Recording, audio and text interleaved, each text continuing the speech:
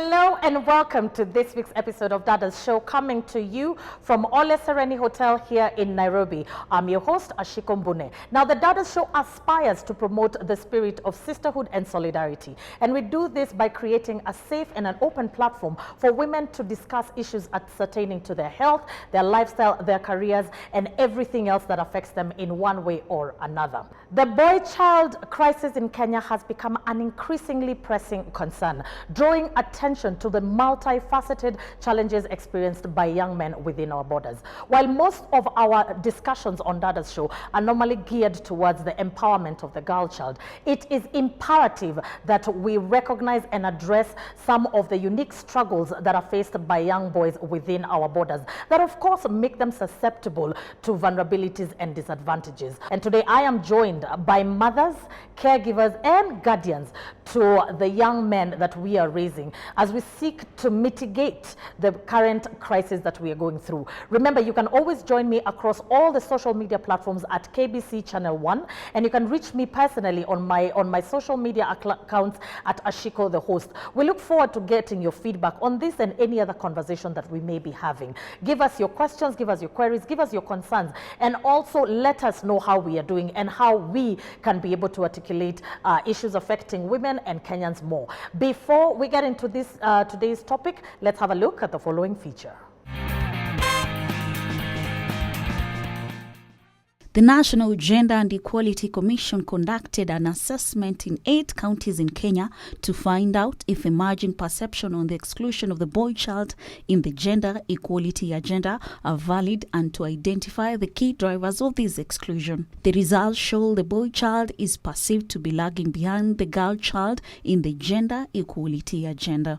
After years of focus on girl child empowerment, there is a growing concern that the boy child is neglected, ignored, and left to languish on their own devices. Allow me to go back a bit to the Beijing Conference of 1995. That is the time that we really put a lot of emphasis on the empowerment of the girl child. There was nothing wrong with that, and we should continue encouraging the girl to come up. However, the problem comes in when we don't prepare our boys to deal with the empowered girl. So paying so much attention on the girl child and ignoring the boy, that is the origin of the problem. Boys who grow up without father figures experience an identity crisis as they miss core masculine aspect needed when growing up. There is a growing concern that we have empowered girls and fail to teach our young men how to deal with empowered women. I would like you to look at it this way. A teenager is already at a confused stage because it is, we call it role confusion versus identity. They are trying to identify themselves to see who they are, but at the same time they are confused on who to copy from. So now the person they are copying from is not at home. Maybe this is the father, this is the uncle, this is the grandfather, this is the elder brother. Bringing up a boy, actually, 90% of it should be done by the man because they have experience on who a boy is, but they are not at home. So that is where the biggest problem is. Another thing I could say is we are dealing also with the broken father. Traditionally, the African man had the responsibility of mentoring their sons, and they took it seriously. But for the girls, everybody is there. The mother is there, the auntie is there, the teachers are there, the society is there. There are so many organizations that are supporting girls. But for the boys, we just have 1 or 2 that are seriously supporting the boys. So that is where the problem is. Kenya is experiencing an increase in the number of boys dropping out of school while their female counterparts are occupying and taking lecture sessions in campuses across Nairobi. The results of this social disconnect are the suicides, gruesome murders, LGBTQ, and failed marriages, which leads to a failed nation. The absence of the male figure makes these boys want to connect with other male figures. And this could be on social media. This could be from any other corner. You just never know who or what your son is being taught. You just never know. What if they admire someone on social media and that person has a different sexual orientation?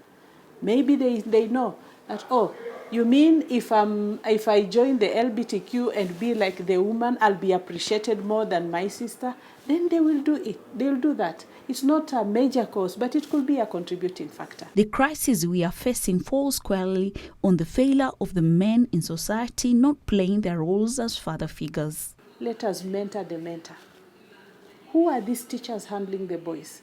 How can we teach them? How can we bring them on board on how to handle the boy child? And we cannot mentor the boy child without involving the women.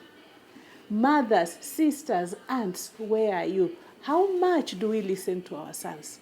Or do we just assume mwanaume atajisort?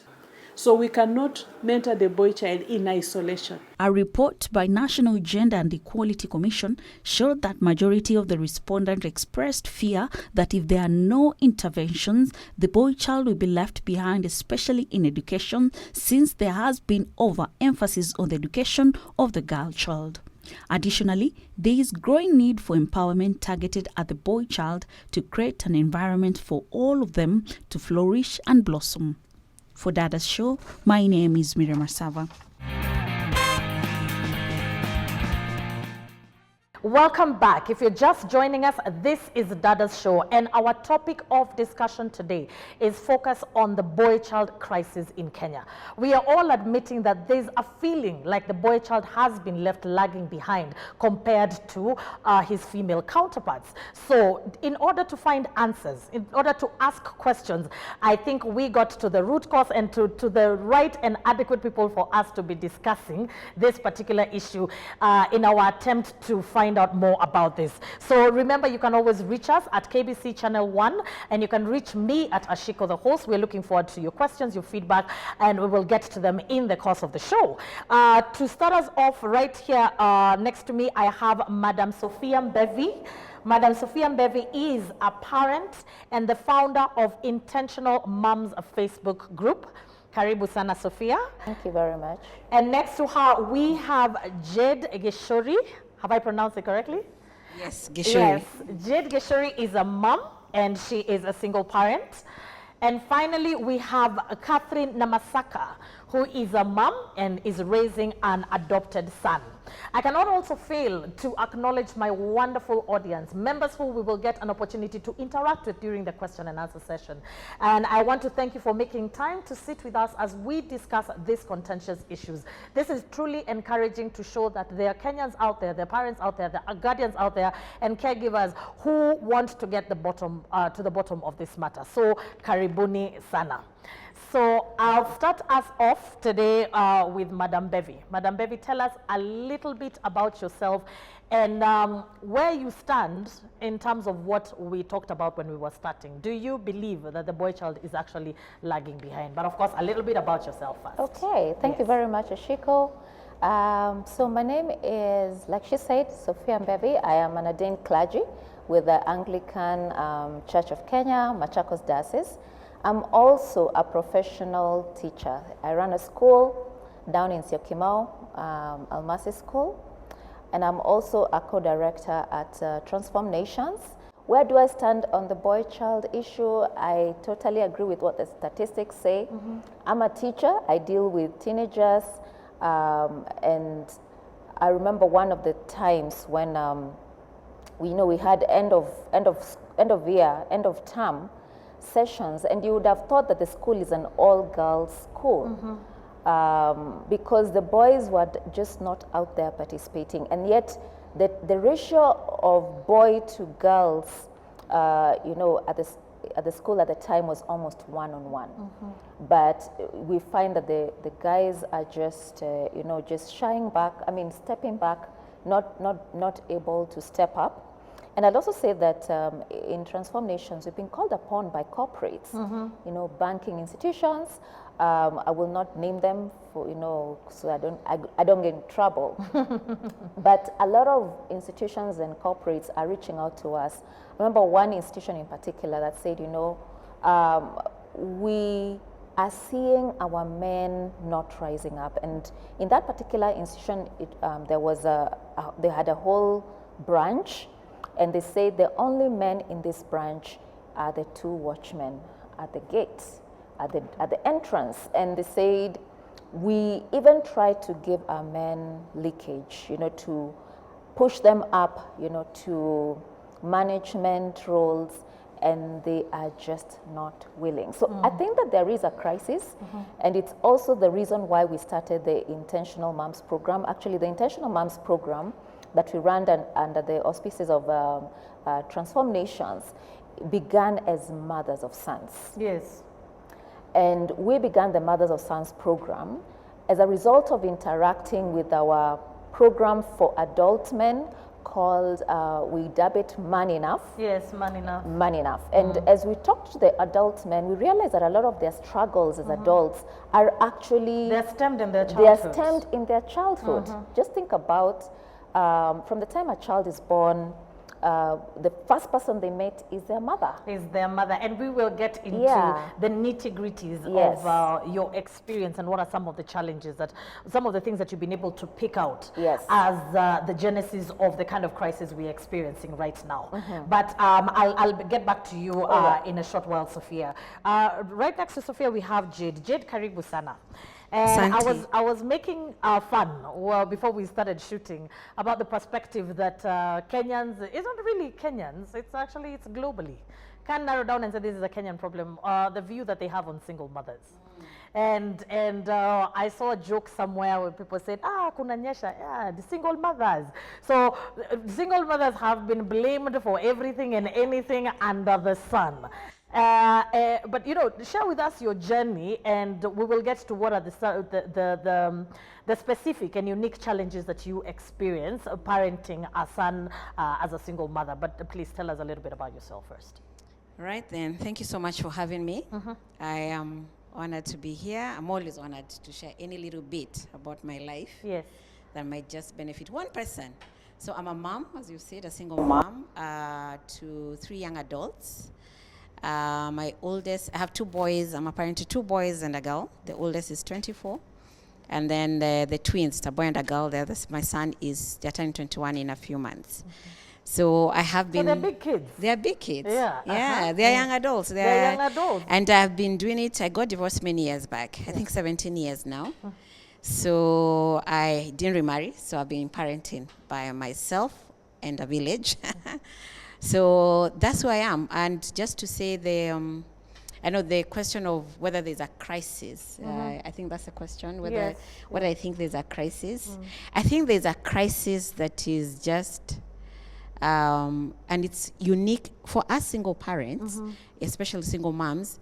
There's a crisis uniquely to the world also, because you're also parenting where there's no a father figure, a male figure present in the home. So the challenges do tend to be a bit different, and there is a crisis, but I tend to say the crisis more for single parents or even maybe other parents starts with the parent. Yes. Yeah, if I haven't acclimatized, accepted, acknowledged that I'm a single parent, and it is okay, I will harm my children. The crisis, I will create even the crisis before the world creates for the children. Wow. Because my home already, they are growing up feeling there's a crisis because my mom is working with a serious limp because she's a single parent. Because she's a single parent, yeah. or my dad is behaving a certain way. Because he's a single parent. Yes, so they're not co-parenting well, or they're co-parenting. So let me say I'm also a counselor. So I do a lot of, one of my area I do, it's called Single Mom's Couch. Actually, I have even as she says, they're like, oh yeah, I actually do that. I meet single mom, I work with single moms. Though some dads are challenging me to do it for them, but I'm like, I don't know. I feel more. We need to incorporate everyone nowadays. It's we're true. not leaving anyone behind. I agree. We need to incorporate everyone. And in that session, we do talk about what uniqueness it is to raise boys, because there's a uniqueness to it. And I tell them, don't hide that it's not unique. Don't try to fit in. Because when you try to fit in, you will lose what your children need, your boys need, because it's unique. It's a single parent home.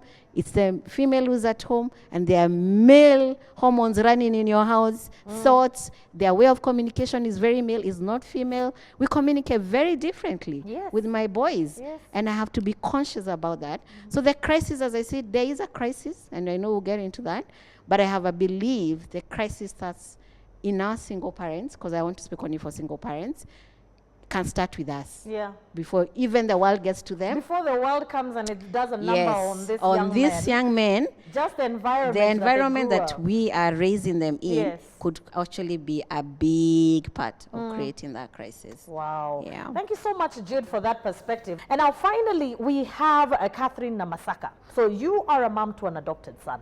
So tell us about that. Tell us some of the milestones and the because I think the idea that most people have is when you have an adopted child, discipline becomes a problem. Structure, hautaki kumuumiza roho. How do you go about parenting a son, an adopted son?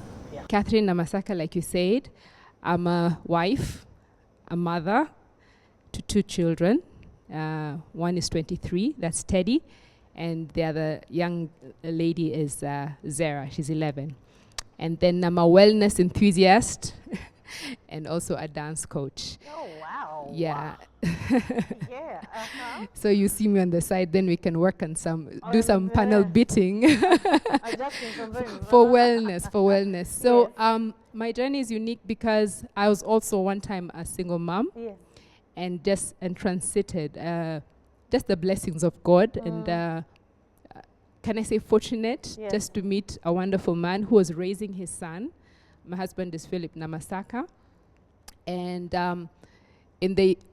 from the day that we met, he made it very clear that his son was very important to him, very important.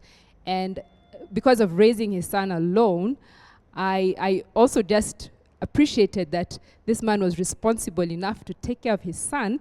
He must be responsible enough that he can take care of myself and our daughter. Yes. And raising a blended family has a lot of challenges. It's very colorful. And you have to be very sensitive. But as a mom, you're the person with the mwiko for cooking. And when I say mwiko, the what do you call it in English? The cooking stick. Yes. Because the mother has, because it's me and my husband who are coming together and our children coming from single parent home, trying to just mix that together, I had a huge responsibility. At the beginning, it was very tricky, very dicey because my daughter would talk to me only about certain personal issues and his son would talk to him. And I remember what brought the crisis was that when he had something that he really wanted to share, because we realized on the dining table is where we'd be able to share out issues, because I couldn't give him instruction and directions. So at the table we'd be able to have dinner and have discussions. And he completely just ignored me and started talking to his dad. And I felt a yearning, like I really want to take care of this young man because he was very young at that time, and I want to do better. So thankfully for the community in church, I heard about mothers of sons, and just the Sunday before, we were going to church, and he said he's not going. He was a teenager at that time, and I was like, "Why don't you want to go to church?" And he didn't talk. I was like, I just said a prayer in my heart, Lord, help me. And so when I heard about mothers of sons, I quickly signed up because I realized I didn't have the tools and the skills to raise a boy. Yes. I've been raised as a girl. I had a brother. I've had men around me, but I don't know what it is that makes men tick at that age. So coming under that program really opened my eyes to understand how I can be able to communicate better. And so in that journey, and just also, I think the beauty was that my husband walked with me throughout. Like if I was making mistakes or if I was doing things right, he'd give me a thumbs up. He's like, yeah, I think you did the right thing. If I was not doing things right, he'd quickly just let him go. Don't put too much pressure. So also that interaction with my husband, and then just opening up myself to learning how I could be a better mother to a son. And the program was life transforming. He came, and at the end of the program, you have a deep talk. You actually go on a walk, and then he wrote a love letter to me, and which I keep dearly. And now he's 23. He has a special need. Yeah, he's differently abled. Yes. So being differently abled, he just finished Form 4 last year. Yes. Because of the decision we made as a family, we supported him going through that process of school. And now that he was getting the right attention from me, not too much, I wasn't treating him like a girl and just shouting out instructions. Yeah. I still, now and then, I still veer off because I'm a mother. But with the school, we were in collaboration. And funny enough, I was the one put on the Parents Association in that school. Lovely. Because I'm passionate about children just using and utilizing their skills and their gifts. So working with him through that, and then now that he's now a Form 4 leaver, getting ready to go to college, still working with him, it's a process of learning. So it's been a blessing. It's been a learning journey, but very humbling also, just to see from the first time he called me mom. Oh, wow. That really melted my heart. So yeah, that's my story. That's amazing. Wow, that's really, really, truly inspirational. I've said this before, and I say that there's always a special place in heaven for people who are so selfless to adopt, people who are so selfless, to take care of a child or an individual who you did not birth yourself. So definitely, Catherine, thumbs up. We applaud you, we acknowledge you, we affirm you as the team at Dadas Show. Now, speaking of, we've talked about certain challenges here and there. We've talked about challenges that you have mentioned. I love the conversation. It's very, very insightful. So my question right now, you all have, the three of you have collective experience, not only individually, but even in the groups that you're associated with. But I'll start with you, Sophia, if you can touch up a little bit. In your opinion and your based of the experience, from Transform, you called the organization? Transform Nations, and the intentional moms and mothers to son. What are some of the key challenges the boy child is currently facing? Okay, very well. And by the way, I forgot to say that I'm also a mother. Yes. Of two girls, first and second born, and my middle born is a son, who is 19. When we started the Mothers of Sons program, he was 6. And it's been amazing because then that became a parenting resource that I keep referring to now and then. So it's an amazing program, even for me who was authored the book, co-authored with my husband, but also sat through the program. Yes. So back to you, just what I was saying at the beginning, one thing that I realized as I reflected about the challenge that boys have, so I'll go back to the beginning, that a child is born, and who is their primary contact is a mother. Then, so after your maternity leave, you probably hand over that child to a nanny, who is also female. Then, if you're church going, you go to Sunday school in church. I have been in church spaces for very long. We seldom have men teaching children in Sunday school. So from Sunday school, the next space they go to is school. And in the early childhood education space, that is between kindergarten to around grade 3, again, very few. I don't know how many of you have seen male teachers teaching kindergarten, standard 1, 2, 3. They're not there. They're accountable. Yeah, they're very few. Yeah. For every maybe 20 female teachers, you may have one man. So you see, from just that, nurturing environment. So it means, and then you now add the dynamic of, there is a child who is not growing up who is not growing up with male presence at home. So at grade 3, children are around 9 to 10 years before they transition to grade 4. And for the boy who has grown up in this situation, so the girl has had a very good example. Women are the ones organizing, planning, executing, caring, being present. And so the girl has a very good grasp of how life is led as a woman. So if you have a boy in that scenario without a father at home, then I feel like the girls have like a 9-10 year head start. What are some of the challenges you feel, especially challenges that are unique to a single mother? Yeah, I think just, I think one of the unique challenges, even Sophie has just mentioned, but for us single, is the lack of presence. Now, let me say, if you allow me to just add on, one of the, before I even enter to my specific challenge, this absentee of a male figure can be there even there are two couples.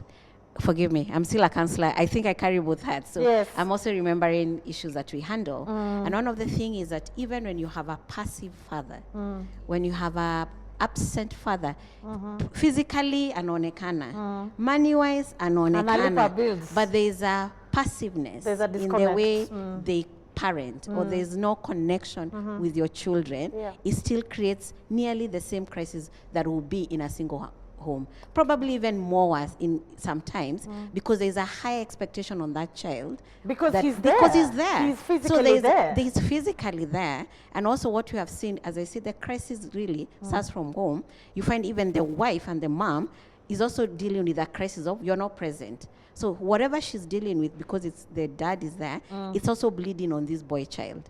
So there's an atmosphere of absentee anyway, even when physically uko. So on a single parent is now evident. Hakuna, there isn't any male figure checking in, closing the gate. There's no one we are telling Gasi Meisha. You know, there are many things we are not saying that it has to be the mom. So the challenge I really encountered way early was their identity. Yes. Because it is true. My children, my daughter is easy for her to see me, and I have many women around her. So the challenge of them having a male figure, hearing a male voice, because men speak differently, even on the same subject. They will say it very differently, and they'll hear it very differently. So there's a challenge of them not being exposed to enough male figures around them. And it is one of the first things that I, by God's grace, I really tried hard to say, let me create a village. As you say about the schools, there's no school, if they're watching all those, the schools I've gone to, even the owners know me. Every year I would go, who's their teacher? And then I say, my children have enough women around them. Can we get so if the class teacher is female, and they have those small groups that they call on Fridays, in their schools, they just call them families. I'm like, don't put my children in a family, it's a woman-led. I was very precise.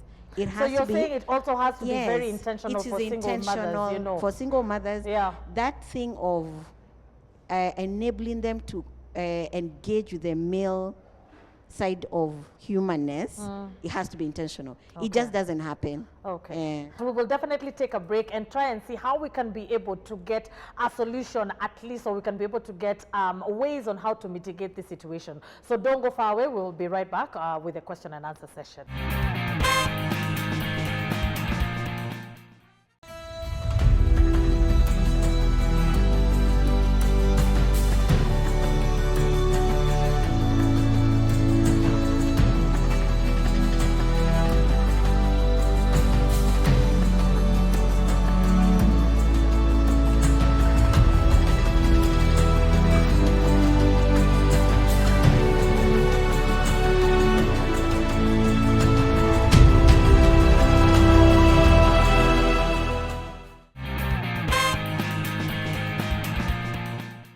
Hello and welcome back to the second segment of Dadas Show. Our conversation of the day is we are discussing the current crisis with the boy child within our nation. And we have gotten some really, really profound insights. So much so that we feel like we may need to have another part 2 because there's so much information. And I know that there's so many parents of sons. If you have a son, if you have a nephew, if you have a brother, you're sitting there wondering, okay, fine, then this is about time we need to deal with this. So we've come to the question and answer session, and to start us off, we have a question, comment, or feedback from Sue. So Sue, karibu sana. Thank you very much, Ashiko. I'm Sue Musando. I'm the founder of Parenting Teenagers Hub. It's a support group for parents of teenagers. Now, one thing which I'd like to say is I'd encourage men out there to go out and empower these boys. It could be in a school near you, your former high school, the neighborhood, because I've done quite some work with teenagers in places such as Dandora. We have very bright kids, very bright boys who are going to good schools. They've got sponsors, but from very dysfunctional backgrounds. So these young men are going to go through school and get good jobs. They'll become bankers, architects. Well, men out there will think that this is too far away.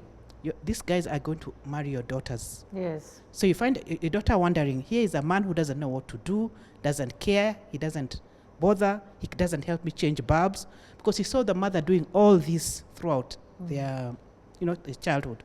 So I'd encourage men, even if it's once or twice a year, do it, and I believe it's slow, but it's going to help our children out there mature into strong, functional men. Thank you so much. I think the aspect of mentorship is so key. You don't have to have birthed the child. You can always step up, go to schools, talk to these young men. I like what Sue has said. Remember, they grow up and they eventually end up marrying your daughters. So if you do want your little girl to have a good life, then you might as well start preparing the grounds for her. Our next question or comment is from Mr. Simon.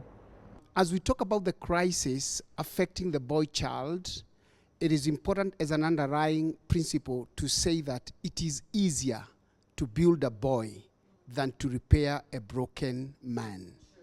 And so as we are tackling the issue of the boy child, we must all be awake to the fact that what is done in their young time will impact big time on who they become.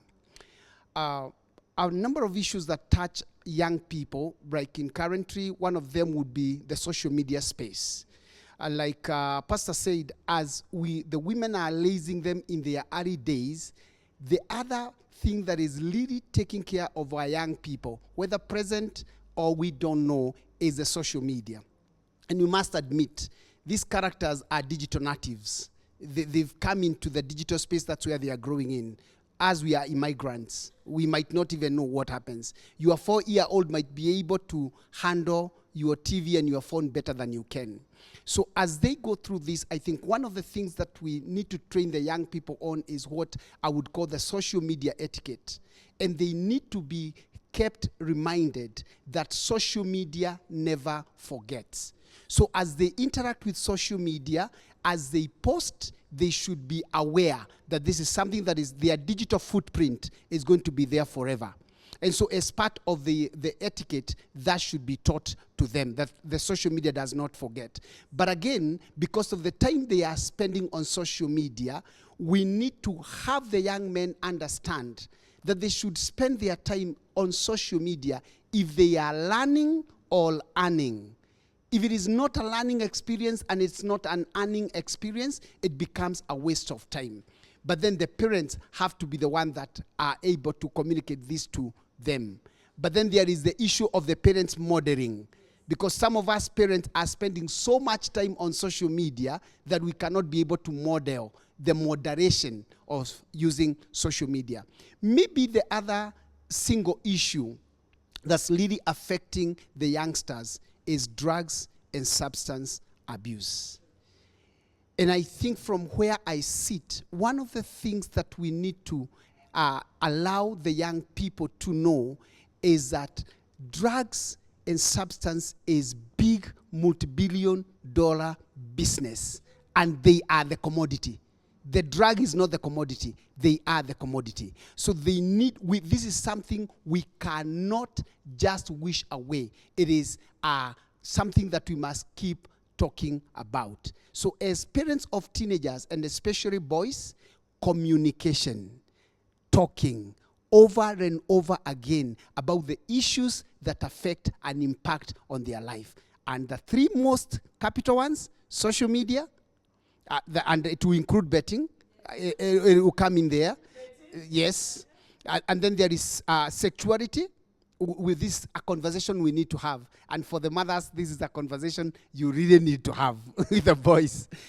And then, of course, now there is the issue of drugs and substance. So as people who are raising boys, these are conversations that must be had with the parents. We need to give him a round of applause for summing it up so eloquently, and it shows now for someone who's wondering, how am I going to deal with my teenager? Please follow suit. Our next question or comment is from Rihanna. Thank you so much, Ashiko, for having us in the show. My name is Rihanna Mohammed, but in the streets, I'm known as Auntie Ri. I'm a boy-child advocate. My passion was ignited stemming from being a mother of 4 boys, 3 of whom are young adults. And I just wanted to say one thing, because every time we go out to speak to the boys, the one thing that's very clear is if you go out in the streets and ask anyone, what is gender equality? What is gender empowerment? The first thing that comes to mind is some empowerment around the girl child, or equality to a girl child. And therefore, this has to be demystified from the beginning. Gender really means empowerment of both gender. And empowerment of one should not be at the detriment of another, because that lies the beginning of not supporting these boys. For a very long time, girls have been supported, and that's really positive. But you find that, a girl and a boy can make a mistake. Very unfortunately, the girl gets pregnant, and we're talking about young teenagers. The hands of the girls will be held. She will have her baby. She will be supported. She'll go back to school. The boy, if he's lucky, he'll not go to jail. Otherwise, he will be in juvenile. When he comes out, he's a misfit. So my point from the beginning to communities, to governments, and from grassroots is, let's relate gender equality to empowerment of both gender, so that at the end of the day, there is this boy feels like his hands were held. I come from a community where when a girl is growing up, you're taught how to be a good mother, how to be a good wife, you know how to wash, clean, you even have a doll, to take care of a baby. But we're not holding the hands of these boys. Why? Because man up. And this manning up is really killing these boys. And that's why we have issues around suicide and mental health.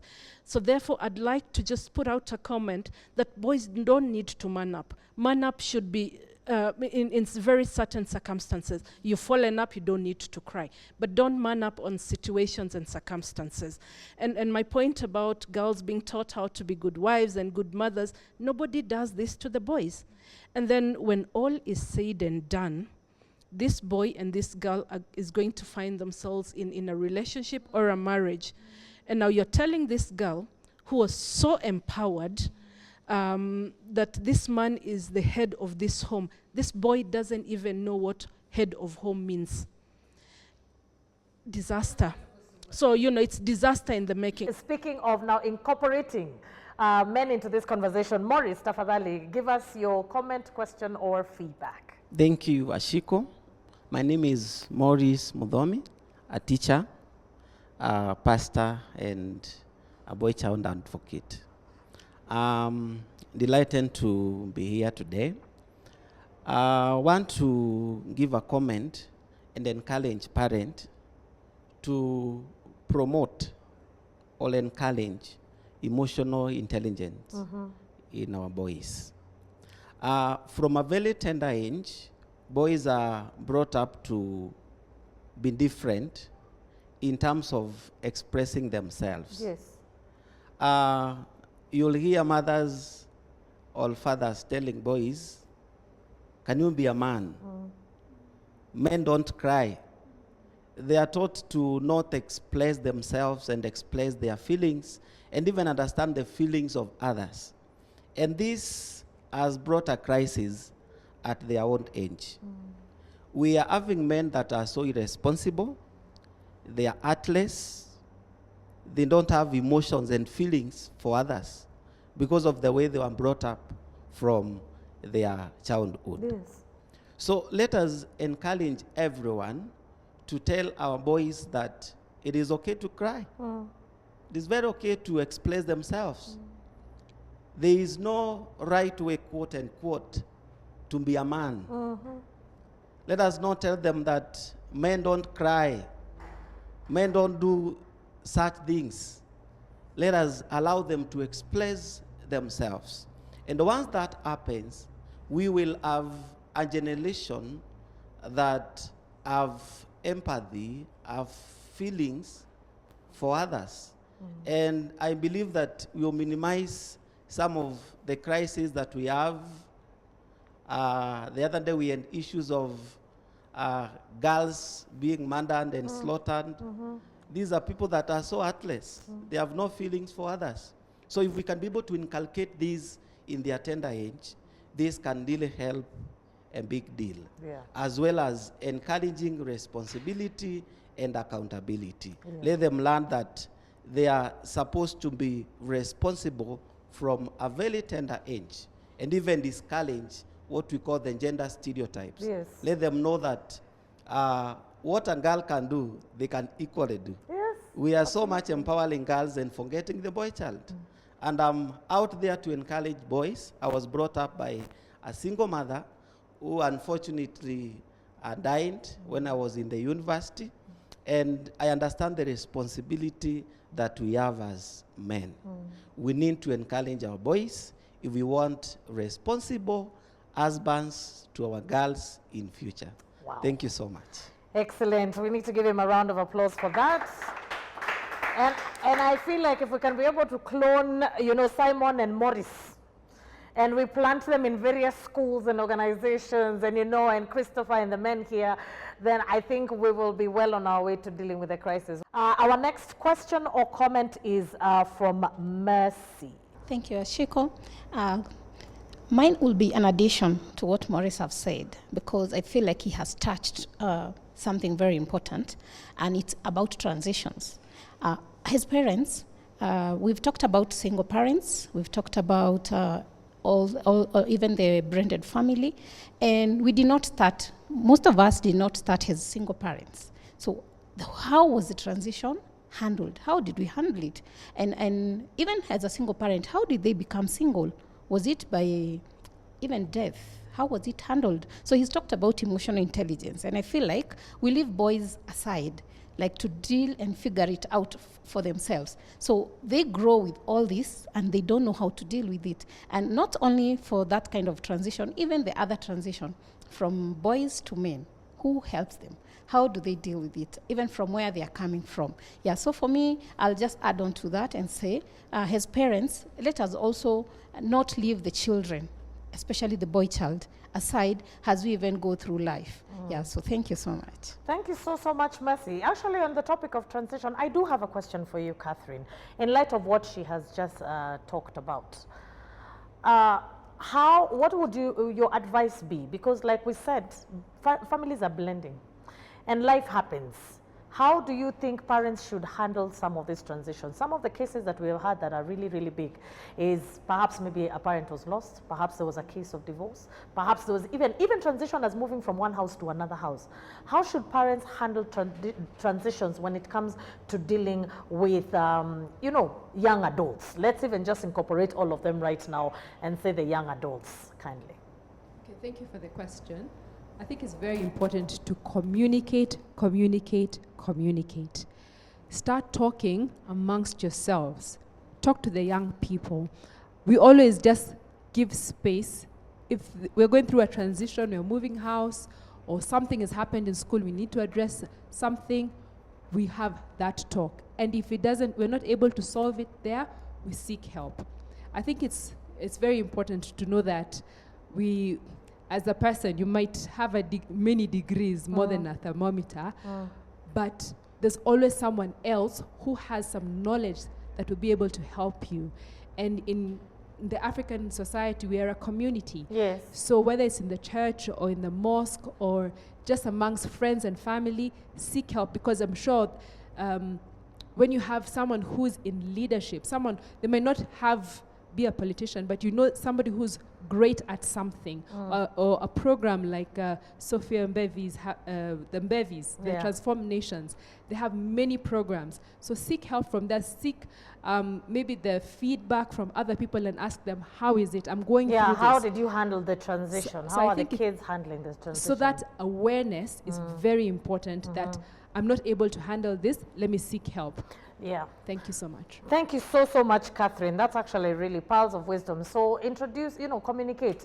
Everybody's opinion is valuable, even those ones of the teenagers. Our next question or comment is from Wangeshi. Thank you so much, Ashiko, for having me. My name is Wangeshi Moshiri, a teacher, a psychologist, a teens coach based in Nyeri. Mine is a question to the panel. How is the society failing the boy child? Thank you. That's an excellent question. As much as we are focusing on here, we do not live alone. We are not an island. So I'd like Madam Sophia to take on this one. And then, Jade can touch on a little briefly. Yes. Very quickly, Yes. I think first of all, there's a breakdown of social fabric, social support, because like you said earlier, when we were growing up, everybody was everybody's parent. And if I found a child misbehaving as an adult, I acted and passed on the information. Yes. And that was allowed. But these days, I might be sued, so I will not. Yeah. And then also collective responsibility for parenting our children, just seeking help, like has been said. And then very important, because of the loss of social support fabric, then Yes. parents must replace that loss with parenting training. Someone said children don't come with a manual. Even when they both belong to you, child 1 will be totally different from child 2, and you need resources to equip you as a parent to do what you need to do. Some of the programs that we offer are able to handle almost all the issues that have been raised here. And more importantly, you hear from other parents. And that community of people you're going through that program with become your village. Yes. They actually replace what has been lost because of, progress, development, and all of that. Yeah. And because I stand in the place of the church or the religious organizations, I think we are not investing enough in our children. And it's very easy to see that even in the way that we structure worship in our churches, our least qualified, our least resources are allocated to children and to youth. So we need to rethink that and understand that the future of not just the church but society is these people, and invest in them like we actually are preparing them for a future that we dream of and we want. True. So we must be a lot more intentional from the institutional level. Yeah. Thank you so much. And I like your take on, especially coming from the church, what needs to be invested. Asante sana. Jade, what's your take on that? I think my take on that is we are failing by not taking care of our own health mentally and emotionally. So as adults, as parents, you have issues you have not gone to seek help for. Yes. You're not solving your own personal problems, you're not seeking counseling, your marital issue, or even your singleness. Because of those wounds, that you tend to bleed in your parenting. So the issues bleed over the children. So I think we are failing that by not being healthy adults. Yes. By just being the ones with the issues, so our children will end up with the issues. I mean, it's not necessary to say all of them will, but it's a big part of why we are seeing the society. It's a huge reality. Yeah, it's that we are definitely not. reality. Yeah. So we need to seek help ourselves as parents and as adults. Yeah. for the I mean, issues I'm a we go firm through. believer of therapy, by the way. There's no way you will expect to raise a functional adult when yourself are dysfunctional. So you need to be able to dig deep, and some of these issues may be rooted in your childhood. So visit those dark corners that you've hidden, because like we always say, sometimes I'll react in a certain way, and like I said, my child is here, so I'll react in a certain way, and I'll wonder to myself, imetoka wapi? And I can be able to notice that this was triggered because of ABCD, because of ABCD. So I am able to identify, which makes me be able to discipline and guide this child in a more structural manner. We are just going to take our final comment of the day, and then we will call it a very, very informative session. Chris, the floor is yours. All right, thank you so much for this opportunity. My name is Chris Gweth. I work with Transform Nations. We run programs in mentorship, personal development, and I'm so glad that we're having this conversation. So, boys generally are more chaotic and more curious, and it's actually unfortunate that society allows people who are already, number one, chaotic, and number two, curious to just raise themselves and focus a lot more on the girls. And I think that's where the problem really begins. And therefore, we grow and we become fathers who are, if I'm to go back to what Jade was talking about, present sometimes physically in the home, but emotionally absent, or sometimes present but abusive or behaving badly, and that creates an environment that, in a way, again, continue to, mentor the boys in the wrong way. So, as fathers, this being a fatherhood issue that has been propagated cross-generationally, then we need to first of all mold the father. And how to do that? I think first of all you have to really work to train the father. You know, sometimes we assume that fathering or mothering or parenting is natural, but like Gladys said earlier, it's actually something that you can be trained on. You can gain skills. And in gaining skills, you can also grow yourself and become a better person. And that helps you to be able to raise kids in a better way. Be present emotionally and also raise children skillfully. And how else do we go about this? Because now it's a conversation of the society, other than the family and the fathers and the boy child. I think we really need to find a way that we can still communally raise children. We can organize this across the churches and the other organizations, groups. There's something we've begun to do in my church, Sitamgong, where we are coming up with boys' mentorship for every other boy, whether you're from a single parent home or not. We come all together, and therefore men are mobilized and they're able to speak into these boys' lives, so that in as much as there are women and mothers who are already doing their part, men can also come and do their part in helping to raise the boys. I think that way we'll be able to, in a way, resolve this issue and bring up better men for the future. Thank you. Wow. Thank you so much, Chris. And we have come to the end of today's program, and it's actually, you know, it feels it's a sad ending, because I feel like this was an extremely progressive conversation, and I've gotten insight from different angles, and I think that is what normally happens when you bring people together. So we definitely thank you, and we hope that you at home have been able to pick what actually suits you in the conversation, and you will definitely start applying it. Let us remember, raising a child, it takes a village.